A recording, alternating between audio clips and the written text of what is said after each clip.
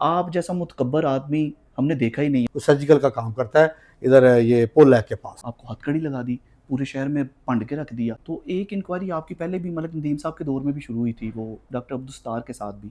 नहीं, मेरी उसके साथ वो कोई ताल्लुक उसमें नहीं। भी आपका नाम नहीं, नहीं, वो मेरा उसके कैसे साथ कोई जोड़ रहे ताल्लुक नहीं थे है। कि नहीं, आपका बिल्कुल कोई वो तो है तो उनका भला कोई मामला नहीं, ऐसा? उनका मेरा उसने आप उसकी वजह से आपको हथकड़ी लग जी, गई। जी, जी। तो सर वो आपके साथ ही 4 दिन अंदर रहा, तो कैसा माहौल रहा वहाँ पे? आपने मेडिकल एप्स होते हैं, उनको भी हाँ। हथकड़ियाँ लगवाई थी। तो लोग कहते हैं ये नहीं, नहीं, नहीं। मुकाफ़ाते हमारे सानू मैंने तो आइयां ते बल्कि आप भी बहुत लग ज़्यादा गईयां। उनको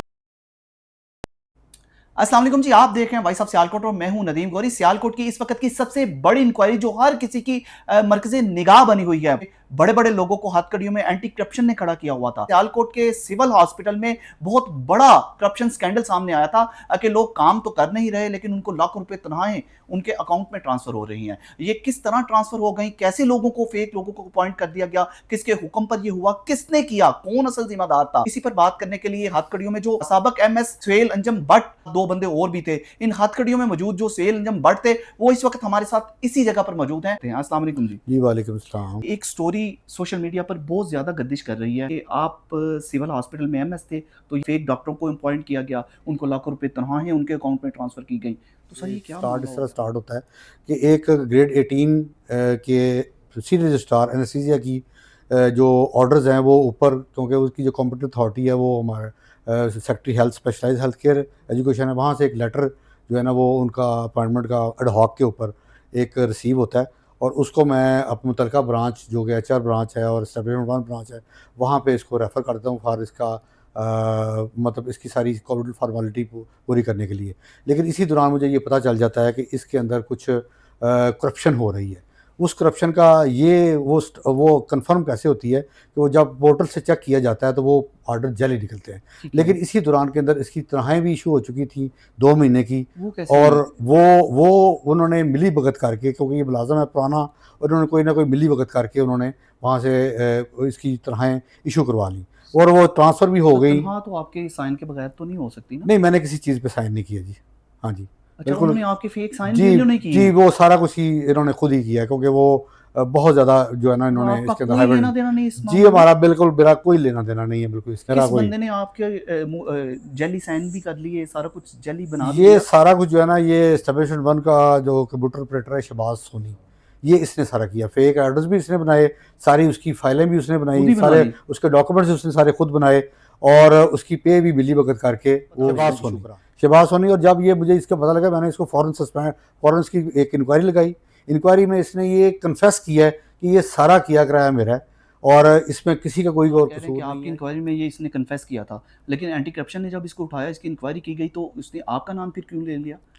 ये क्योंकि मुझे ही क्योंकि मकसद नहीं, मैं आपको बताता हूँ। उसमें ये हुआ कि मैं उसने अभी इंक्वायरी वो एंटी करप्शन जिसको अभी उठाया ना, मैं ये यही आपको बताना चाहता हूँ कि मैंने इसके खिलाफ जब एक्शन लिया, इसको टर्मिनेट किया, मैंने ना सिर्फ थाना रंगपुर में इसकी जो है ना वो खिलाफ मुकदमे की दरख्वास्त की, बल्कि थाना एंटी करप्शन में भी मैंने इसके लिए प्रोसीडिंग की, जो सारी रिकॉर्ड में आज हमने, क्योंकि कोर्ट के अंदर लम्हिया ने हमने ये सुरखरू किया है और ये कोर्ट में ही ये चीज़ें सारी ये प्रूव हुई हैं। ये चीज़ें इन्होंने मंगवाने आगे जाना माहिर है इन कामों के अंदर कि ये डरा धमका, क्योंकि इसकी कुछ पावर, वो क्या उसको कहते हैं, प्रेशर्स हैं इसके, जो लोगों को जिससे ये धमकियाँ देता है और लोगों को जो है ना वो अपने काम निकलवाता रहता है। लेकिन सर यही बातें वो क्योंकि अब मैं आपको इसके लिए और बता ये दूँ, बात सर इससे होने की पहले बात भी है, तो वो आपके हवाले से भी कर रहा इससे था। पहले भी जो है ना, इससे पहले भी ये वहाँ गवर्नमेंट सरदार बेगम टीचिंग अस्पताल से टर्मिनेट भी हुआ है इसी करप्शन के वाले तो से। सर अगर आपने एंटी करप्शन में भी एप्लीकेशन इसके खिलाफ भेजी, मतलब रेफरेंस भेजा कि जी, यार रेफरेंस ये भेजा, बंदा इसको दिया। इस तरह कर रहा है, थाना रंगपुरा में भी जी, उसके रिकॉर्ड तो होंगे जी, आपके वो पास? सारा कुछ हमारे पास तो रिकॉर्ड अगर है। रिकॉर्ड था तो एंटी करप्शन ने फिर आपको कड़ी क्यों लगा दी सर? क्योंकि ये हथकड़ी रिकॉर्ड आपने आगे एंटी करप्शन में इसने आगे जाने ही नहीं दिया। आपके पास वो डायरी नंबर मौजूद थे, हर सारा चीज़ कुछ? मौजूद थी हमारे पास। आज वो सारे लेटर्स हमने मुतलका जो अदालत में पेश किए, तो इसी के ऊपर तो अल्लाह और उन्होंने हमें रिलीफ तो दिया। सर हथकड़ी लगाने से पहले आपने उनको ये बताया नहीं कि मैंने तो ये रेफरेंस भेजे हुए हैं आपको? आप सब कैसे कुछ मुझे बताया जी, हथकड़ी उन्होंने लगा मुझे सकते हैं? धोखे से बुलाया। पहली बात तो ये कि उन्होंने मुझे हमें धोखे से एंटी बुलाया करप्शन ने? एंटी करप्शन ने। मेरा कोई समन जारी नहीं हुआ, मेरे खिलाफ मुझे कोई वो जो नहीं वारंट मेरा वो इशू हुआ। इन्होंने मेरे और जो नामजद ये जो एफआईआर बता रहे हैं, उस एफआईआर में मैं नामजद भी नहीं। मेरी वाला को ब्रेन हेमरेज हो जाता है नवंबर में, मैं नवंबर में ट्रांसफ़र होता हूँ उसके बाद, क्योंकि ये अपना इसको जुलाई में मैं टर्मिनेट करके ये बाकी सारी प्रोसीडिंग करता हूँ। इस दौरान के अंदर मेरे जो है ना यहाँ से ट्रांसफ़र हो जाता है। उसके बाद इन्होंने क्या किया है, इन्होंने कैसे मिली भगत एंटी करप्शन के साथ की है, और कैसे उन्होंने इस केस को हाइप क्रिएट करने के लिए किसी की इज्जत का जनाजा निकालते हुए अपनी इज्जत बढ़ाने की कोशिश की है। सर अगर आप कह रहे हैं कि इन्होंने प्रोपेगेंडा किया उनके साथ मिलकर, तो उनको तो अपने आपको हथकड़ियाँ लगी हुई थी, वो कैसे आपके खिलाफ प्रोपेगेंडा कर सकते थे?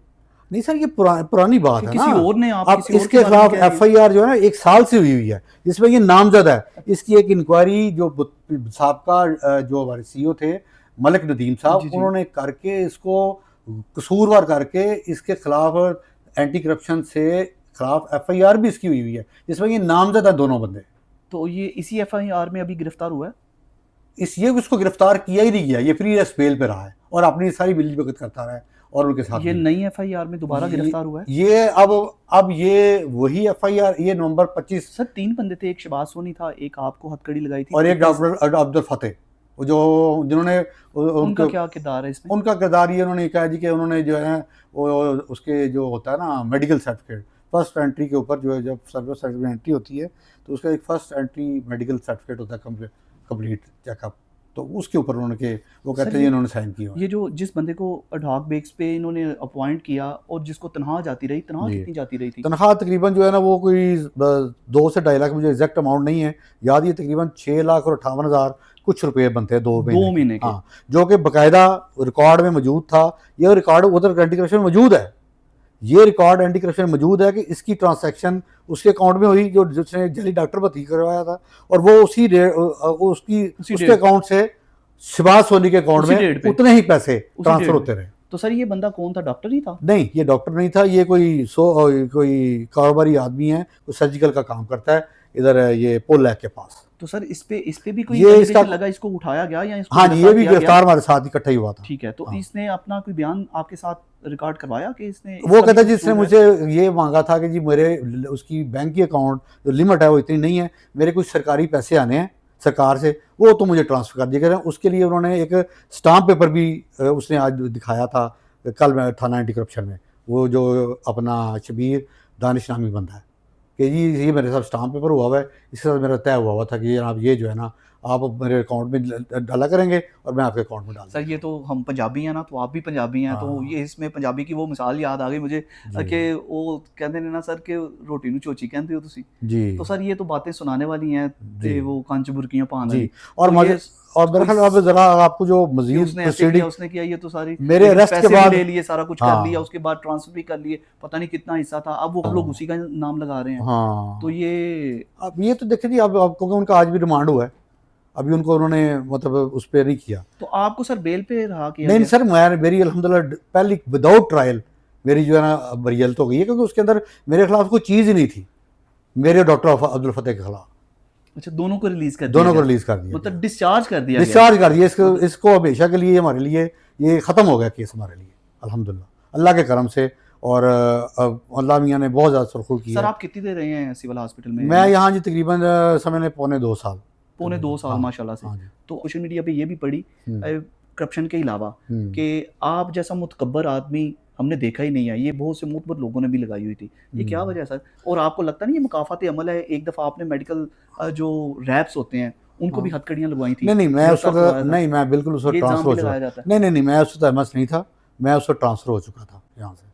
तो वो तो लोग कहते हैं ये नहीं नहीं मुकाफात अमल है, नहीं, सामने मैंने तो वाले बल्कि आप भी बहुत ज़्यादा लगा उनको बहुत ज़्यादा किया और बड़ी ज़्यादा ज्यादती है। मैंने बिल्कुल इसको मैंने कंडेम भी किया था, मैंने उनको पर्सनली तौर पर रिक्वेस्ट भी की थी कि यार इस तरह ना अच्छा, करें। वो आप वाला मामला नहीं मेरा मामला किसी नहीं और है। का मामला जी था। वो किसी और का। लेकिन आपसे मैं सर वो सब आना लोग नहीं था। नालाम क्यों थे वैसे?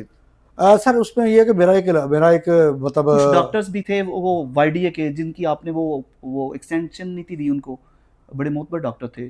जी जी जी जी वो सर ये था कि वो बोर्ड ने उसको रिकमेंड नहीं था किया, क्योंकि उनकी जो प्रीवियस रिकॉर्ड था वो उनके हमने जब इनकी जो ACR समझ लें एनुअल उसकी जो सर्टिफिकेट रिपोर्ट होती है वो जो करवाई गई उसके लिए एक कमेटी बनी थी, उस पर उस कमेटी में उन्होंने रिकमेंड नहीं था। तो एक इंक्वायरी आपकी पहले भी मलिक नदीम साहब के दौर में भी शुरू हुई थी, वो डॉक्टर अब्दुल सत्तार के साथ भी।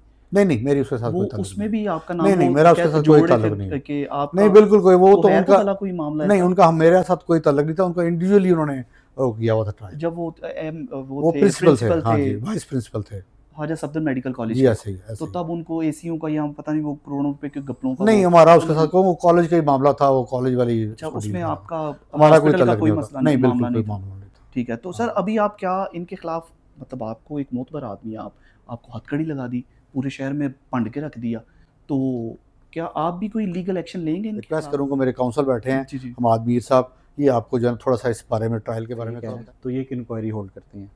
4 डॉक्टर्स जो है ना उसको इंक्वायरी को हेल्ड करते हैं और रिकमेंडेशन देते हैं कि ये बंदा फेक है और इसने उस वक़्त तक जितनी भी कोई पे ली है ये वापस करनी चाहिए। डॉक्टर साहब इन ऑर्डर्स के साथ कि वो पे वापस करें, इसके खिलाफ मुकदमे का इंदराज महकमा एंटी करप्शन में किया जाए। ये वो सिफारिशें करवा के एप्लीकेशन ड्राफ्ट करवा के नेक्स्ट मंथ ये ट्रांसफ़र हो जाती हैं। आपने सुना होगा birds of the same feather flocks together.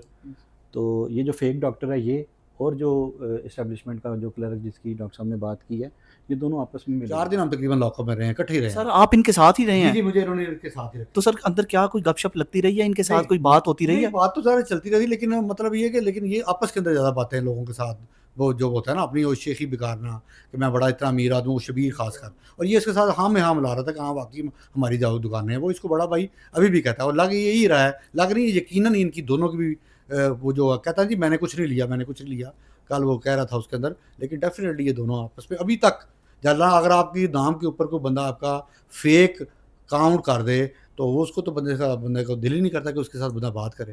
तो सर ये आपका नाम उसने लगाया, हाँ। उसने आप उसकी वजह से आपको हथकड़ी लग जी, गई। जी, जी। तो सर वो आपके साथ ही 4 दिन अंदर रहा, तो कैसा माहौल रहा वहाँ पे? कोई गुफ्त-व-शनीद होती रही या तलक कलामी तो नहीं हुई किसी नहीं जी, किस्म की? मैंने इसके ऊपर अल्लाह मियाँ से जो है शुक्र है, अल्लाह मियाँ ने मुझे बड़ा सब्र, बड़ा बहुत बड़ा दिल दिया हुआ है। मैं उसको बल्कि जो खाना आता था हम इकट्ठे ही सारे 8, 9, 10, 11 कभी 10 हो जाते थे, कभी 11 हो जाते थे। आपको पता है अंडर ट्रायल आते जाते रहते हैं। जी, जी। तो इकट्ठे ही जो है ना वो मतलब जो चीज़ें जो है ना वो मतलब लेकिन ये हमारी मेरी भाईचारे कोशिश वाला तो माहौल बात रहा है। नहीं, नहीं, नहीं, भाईचारा-चूरा कोई नहीं, सीधी-सी बात है। मतलब मैं इसको बुलाता नहीं था। ज़ाहिर है मेरा तो दिल ही नहीं था कर रहा सही कि है, उसको बुलाएँ। सही है। बस ज़ाहिर है जो बंदा जो है ना वो पर चीज़ें गुज़र गई, 4 दिन गुज़र गए, जिस तरह भी गुज़र गए। सर आपने कितनी लेकिन मैंने ये स्पेल किया कि अभी भी ये दोनों इकट्ठे ही हैं।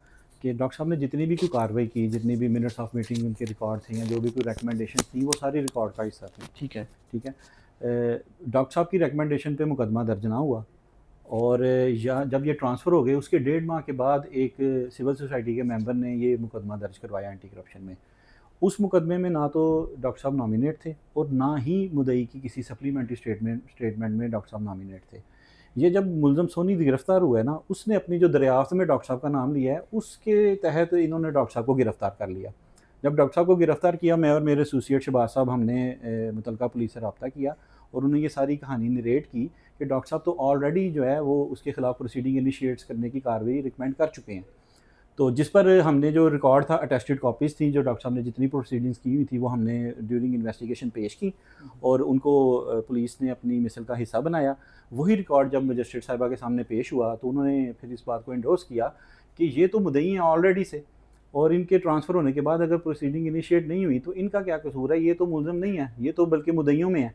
तो फिर जब उन्होंने देखा कि कोई मज़ीद इनक्रिमिनेटिंग मटीरियल सफ़ा मिसल पर नहीं है और डॉक्टर साहब से कोई रिकवरी भी मकसूद नहीं है, बल्कि जो सोनी था, जो कल्प्रेट है सोनी, वो 3 लाख रुपए की रिकवरी भी करवा चुका था जिसकी फ़र्द मकबूज की फ़ाइल के अंदर लगी हुई थी। सही उनका है। उन्होंने रिमांड दे दिया और डॉक्टर साहब को अल्हम्दुलिल्लाह उन्होंने इन एलिगेशन से डिस्चार्ज कर दिया और Without अल्लाह trial. ताला विदाउट ट्रायल। तो सर एज़ ए लॉयर अगर हम बात करें आपसे, तो आप क्या बताएँगे कानून क्या कहता है? क्या इनको कोई मज़ीद सज़ा मिलेगी इसमें, या इनको भी बरी कर दिया जाएगा जैसे? देखिए जो आर्टिकल 40 है ना कानून शहर ऑर्डिनेंस 1984 का, उसमें अगर कोई मुलज़म अपना कन्फेशन करवाता है ना तो वो पार्टली कन्फेशन कंसिडर किया जाता है अगर उसकी रिकवरी हो जाती है तो चूँकि उसने रिकवरी करवाई है तो वो पार्टली कन्फेशन भी है उसका कि भाई मैंने ये जुर्म किया था और उसके अगेंस्ट ये 3 लाख रुपया मैं जो है ना वो पे कर रहा हूँ जो कि मैंने उधर से धोखे से हासिल किया है। तो ऑब्वियसली इंशाल्लाह वो कैफ़रे किरदार तक ज़रूर पहुँचेगा। लास्ट लास्ट में क्या कहेंगे आप इस सारे वाक़े के हवाले से? उसके हवाले से मैं सिर्फ यही एक आयत ही पढ़ूँगा, व तुइज़्ज़ु मन तशाअ व तुज़िल्लु मन तशाअ बियदिल खैर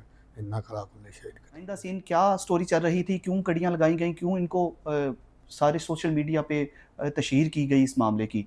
तो असल मामला आपने देख ही लिया। असल कल्प्रिट है कौन था? किसको बाइज़्ज़त बरी कर दिया गया? कौन अभी तक कानून की गिरफ्त में है? अभी मज़ीद तफ्तीश जारी रहेगी। ये तो एक वाक़या था, एक डॉक्टर का, कितने सालों बाद आया। अभी मज़ीद इंक्वायरी अगर की जाए तो क्या-क्या निकलेगा, ये आप खुद ही देख लीजिएगा। फ़िलहाल देखते हैं कि क्या मज़ीद इंक्वायरी में मज़ीद इंकशाफ़ात होंगे, क्या कोई गिरफ्त में आएगा या नहीं आएगा? ये तो अब वक़्त ही बताएगा। फ़िलहाल इस स्टोरी से अपने भाई नदीम गौरी को इजाज़त दीजिए। अपना बहुत सा ख्याल रखिएगा और हमें दुआओं में याद रखिएगा। अल्लाह हाफ़िज़। पाकिस्तान जिंदाबाद।